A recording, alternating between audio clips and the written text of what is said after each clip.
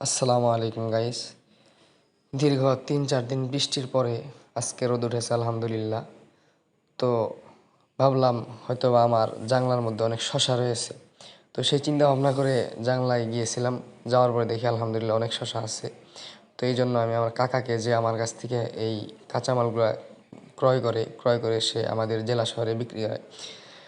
তো উনি আসছে, ওনাকে ফোন দেওয়ার পরে উনি আসছে। আসার পরে আমরা এগুলা ছিঁড়া এগুলা মাপতেছি, একটু বাছাবাছি হইতেছে। কিছু আছে বাঁকা, কিছু একটু মানে ভোমরা ডাবছে, যেগুলোকে অনেকে মাছিবল্লা বলেন, এগুলা নষ্ট করছে। তো এইগুলা রেখে ভালো যেগুলো আছে এগুলো আমি কাকাকে মেপে দিতেছি।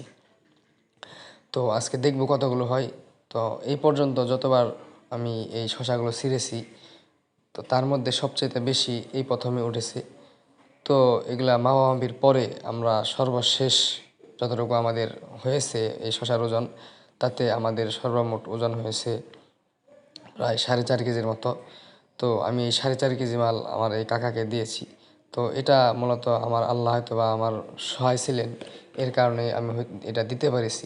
তা না হলে উনি যদি না চাইতেন, আল্লাহ যদি না চাইতেন, তাহলে হয়তো বা আমি এতগুলো মাল দিতে পারতাম না। তো সকলের কাছে দোয়া চাই যাতে আমি সামনে আরও ভালো ফলন পাই, এবং আমিই না শুধু, বরং এরকম কাজ যারা করে তাদের প্রত্যেকের কাছ থেকে তাদের প্রত্যেকের আশাইটাই যে যাতে করে আল্লাহ তাআলা আমাদের সকলকে ভালো একটি ফলন দান করেন, যার মধ্যে আমরা ভালো একটি প্রফিট পাইব। তো সকলের কাছে দোয়া চাই এটাই, যাতে করে আল্লাহ তাআলা আমাদের ভালো ফলন দান করেন। তো আমি আরেকটি কথা রিকোয়েস্ট করবো, সেটা হলো আমি ইউটিউবে অনেক নতুন, আপনারা সকলে আমাকে সাপোর্ট করেন।